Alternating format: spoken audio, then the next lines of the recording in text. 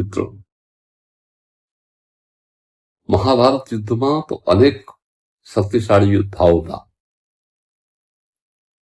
એમ દુર્યોધન પણ એક શક્તિશાળી યુદ્ધ હતો.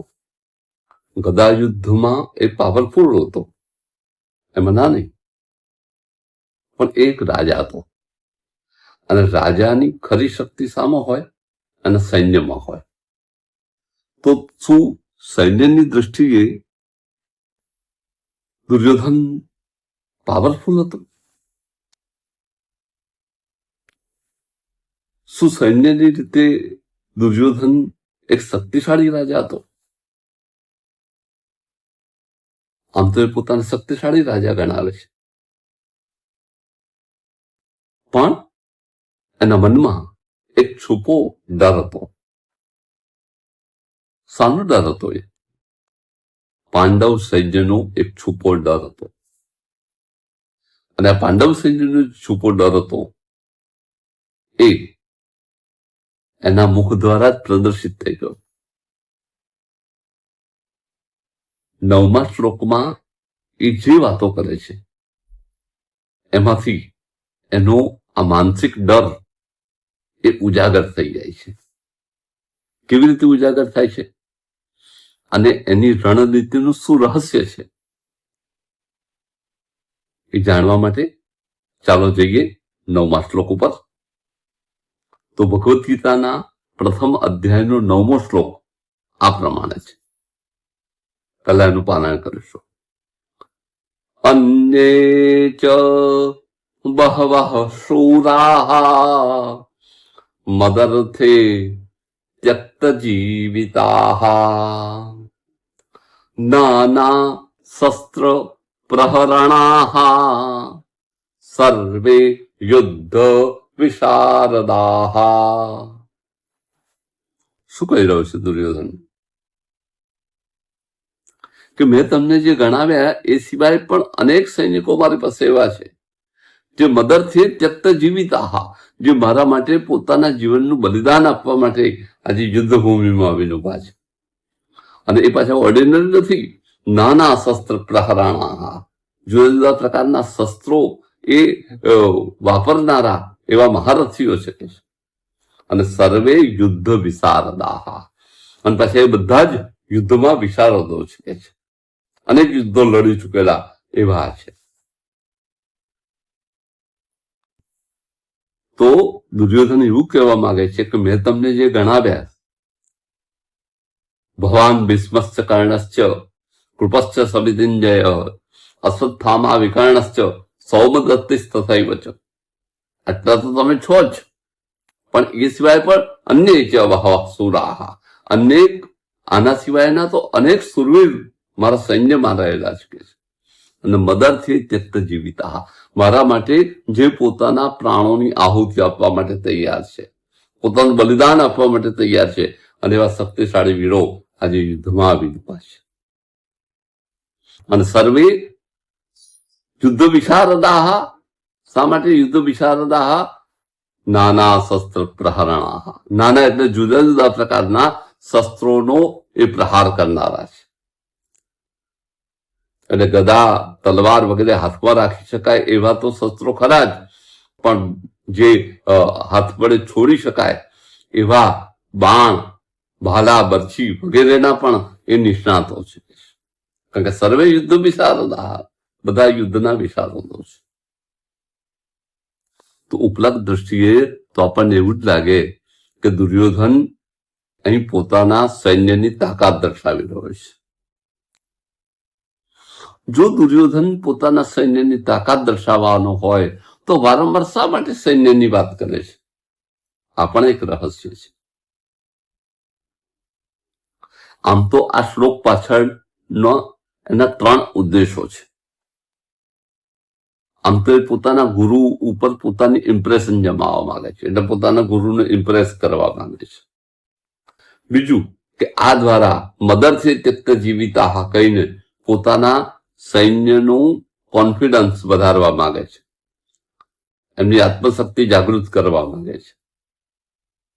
અને ત્રીજી વાત, પોતાનો ડર છુપાવવા માંગે છે. આ અગત્યની વાત છે. કેમ કે શરૂઆતમાં એને પહેલા પાંડવ સૈન્યને યોદ્ધાઓનું વર્ણન કર્યું છે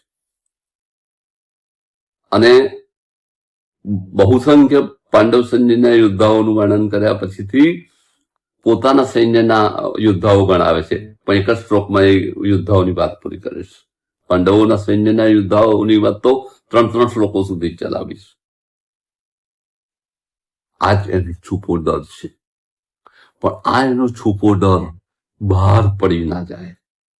દુર્યોધન પોતે બહાર પડી ના જાય, દુર્યોધન પોતે ડરેલો છે એ વાત બહાર પડી ના જાય, એટલે એને શબ્દોના ભાગા પહેરાવીને અહીં જાણે પોતે કોન્ફિડન્ટ છે એ રીતે આ શ્લોકમાં એ પોતાની વાત રજૂ કરી રહ્યો છે. અને પછી કેટલા કોન્ફિડન્સથી વાતચીત કરવા માંગે છે.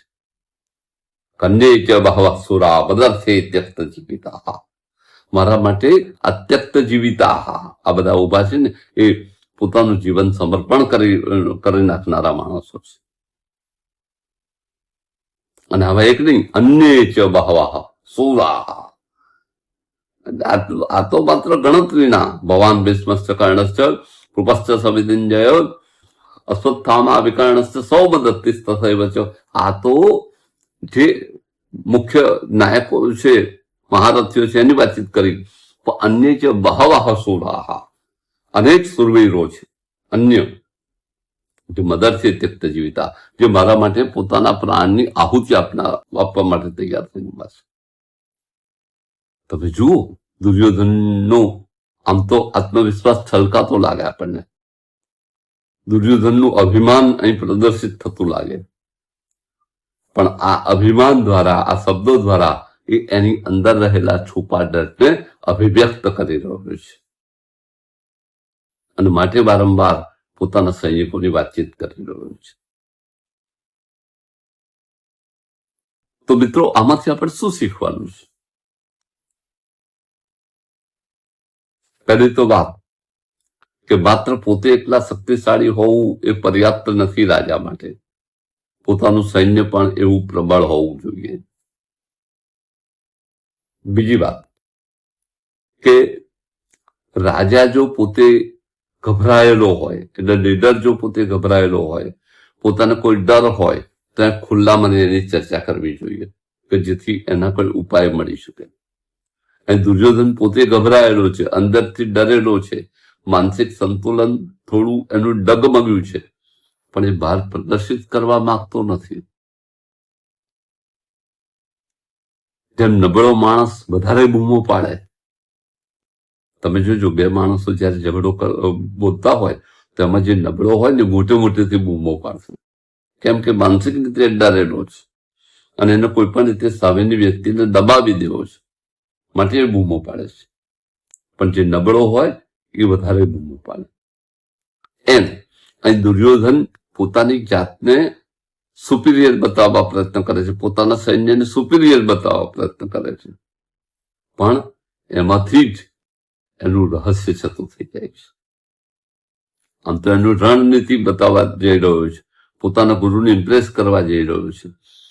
આવું કહીને પોતાના સૈન્યના મનોબળ વધારવા જઈ રહ્યો છે, પણ સાથે સાથે એ પોતાનો જે છુપો ડર છે એને વધારે છુપાવી રહ્યો છે, એને વધારે ગોપિત કરી રહ્યો છે,